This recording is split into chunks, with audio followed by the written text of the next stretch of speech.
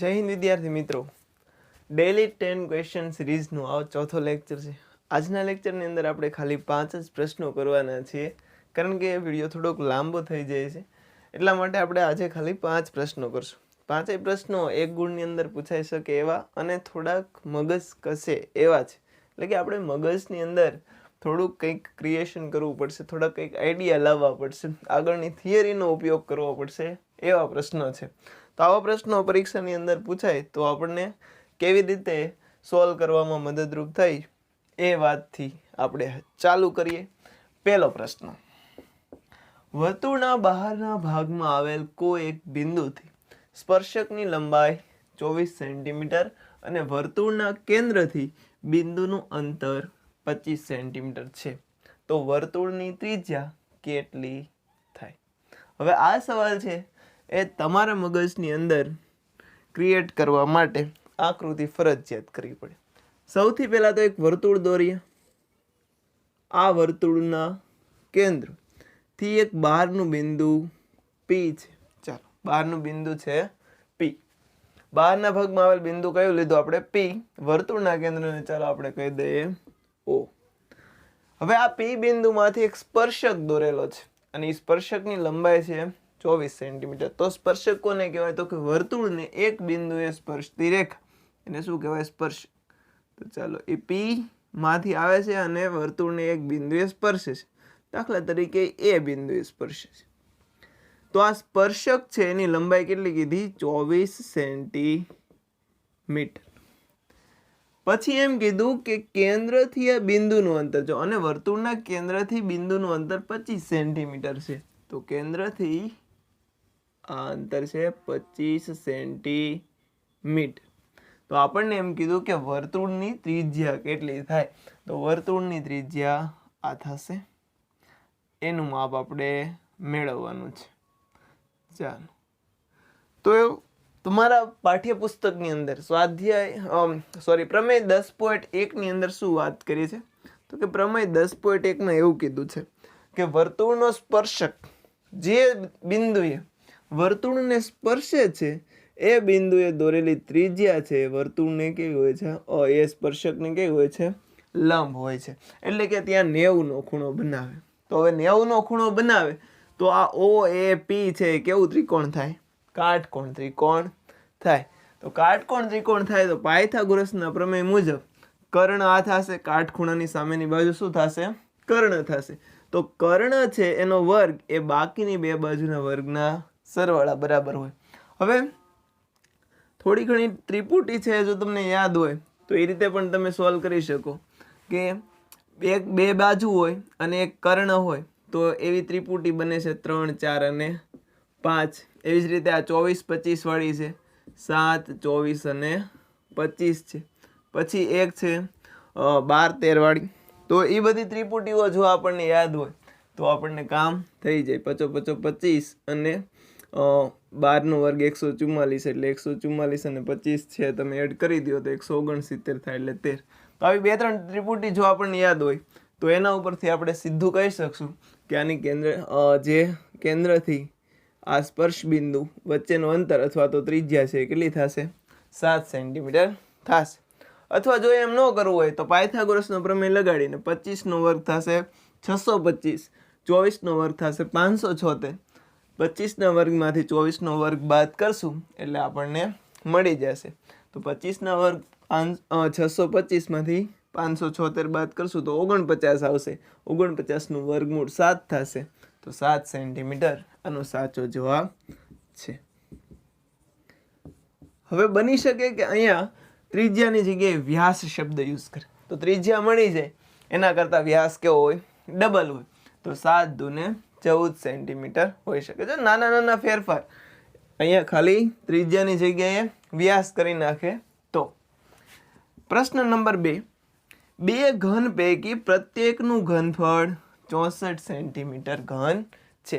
હવે ઘન એટલે સમઘન, કે જેની બધી જ બાજુની લંબાઈ કેવી હોય? સમાન હોય।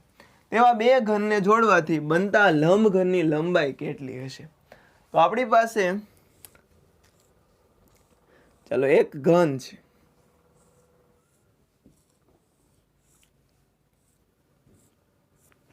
આ ઘનની સાથે એક બીજો એના જેવો જ પ્રત્યેક ઘનનું ઘનફળ છે એ 64 સેન્ટીમીટર ઘન છે. તો બીજું એક ઘન દોરી જ નાખું છું, એની સાથે જ જોઈન કરી દઈએ આપણે એને. તો આ બે ઘન થઈ ગયા, એક આ અને એક આ. તો આ બે ઘનને જોડવાથી આ લંબઘન બની જાય છે. તો આ લંબઘન છે એની લંબાઈ આપણે શોધવાની છે. તો લંબઘન સમઘનનું ઘનફળ એટલે શું? તો કે L નો ઘન બરાબર કેટલા છે? 64 સેન્ટીમીટર ઘન. 64 કોનું ઘન છે? 64 કોનો ઘન છે? તો કે આપણને ખબર છે 64 છે એ 4 નો ઘન છે. તો 4 નો ઘન, L ઘન બરાબર 4 નો ઘન. બે બાજુ ઘનમૂળ લઈએ તો L બરાબર કેટલા આવશે? 4 સેન્ટીમીટર. આ કોની લંબાઈ મળી આપણને? સમઘનની અથવા તો ઘનની આપણને મળી. તો આ લંબાઈ છે કેટલી? 4 સેન્ટીમીટર. હવે બીજો એક જોડી દીધો તો બીજો પણ સમાન ઘનફળનો હોવાથી આ પણ કેટલી થાય? 4. તો ટોટલ લંબાઈ કેટલી થઈ ગઈ? 4 ને 4 થઈ ગઈ 8. તો આપણી પાસે આ લંબઘનની લંબાઈ છે એ 8 સેન્ટીમીટર હશે. આપણો જવાબ અહીંયા શું આવશે? 8 સેન્ટીમીટર.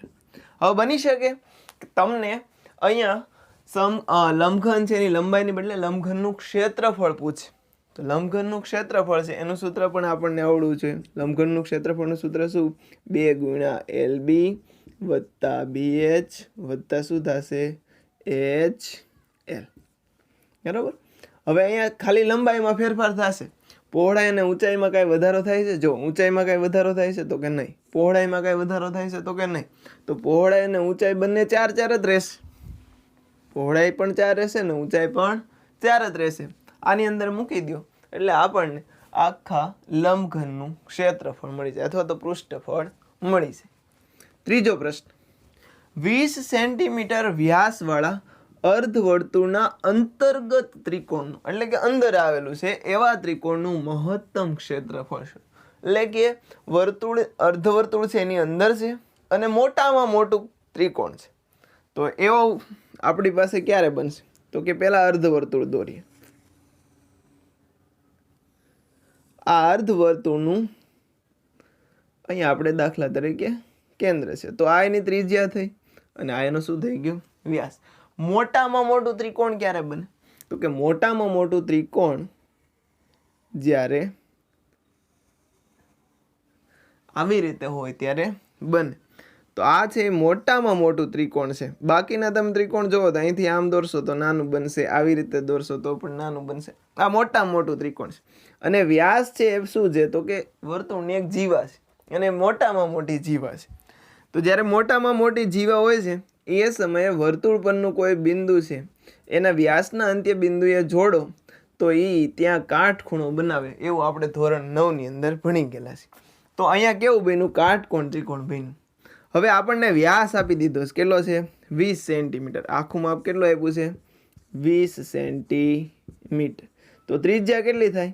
10 સેન્ટીમીટર. આ બાજુ પણ 10 સેન્ટીમીટર. અને અહીંયાથી આપણે જો દોરીએ તો આ થાય આપણા માટે 10 સેન્ટીમીટર, કારણ કે એ પણ શું છે? ત્રિજ્યા છે. અને અહીંયા બરાબર વચ્ચે હોવાને કારણે આ કેવું બને છે? કાટકોણ ત્રિકોણ. એટલે કે આ વેધ બને અને આ શું બની જાય? પાયો બની જાય. તો ત્રિકોણનું ક્ષેત્રફળનું સૂત્ર મૂકીએ આપણે. ત્રિકોણનું ક્ષેત્રફળ બરાબર 1/2 ગુણ્યા પાયો ગુણ્યા વેધ. ચાલો 1/2 ગુણ્યા પાયો કેટલો? તો કે આખો પાયો આપણે માટે છે 20 સેન્ટીમીટર અને વેધ છે 10 સેન્ટીમીટર. છેદ ઉડાડીએ તો 2 દાન 20. 10 ગુણ્યા 10 કેટલા થશે? 100 સેન્ટીમીટરનો વર્ગ. તો મહત્તમ ક્ષેત્રફળ કેટલું મળે આપણને? 100 સેન્ટીમીટરનો વર્ગ. આપણો જવાબ આવી ગયો 100 સેન્ટીમીટરનો વર્ગ. ત્યાર પછી ચોથો પ્રશ્ન, નીચેની આકૃતિમાં y બરાબર p ઓફ x નો આલેખ છે. જો y બરાબર કેનો આલેખ છે? p ઓફ x નો. તો આલેખ પરથી શૂન્યોની સંખ્યા કેટલી છે? p ઓફ x ક્યાં છે? અહીંયા છે અને y અહીંયા છે. તો x ની કઈ કિંમત માટે y છે શું મળે છે? 0. તો એનો મતલબ એવો થયો કે x ની કોઈ કિંમત મૂકશો તો y 0 મળે. એટલે કે આ જે આકૃતિ છે એની અંદર એક્સ અક્ષને કેટલા બિંદુએ આપણો આલેખ છેદે છે? તો 1, 2 અને 3. તો આપણને અહીંયા 3 બિંદુએ છેદવાને કારણે 3 શૂન્ય મળે.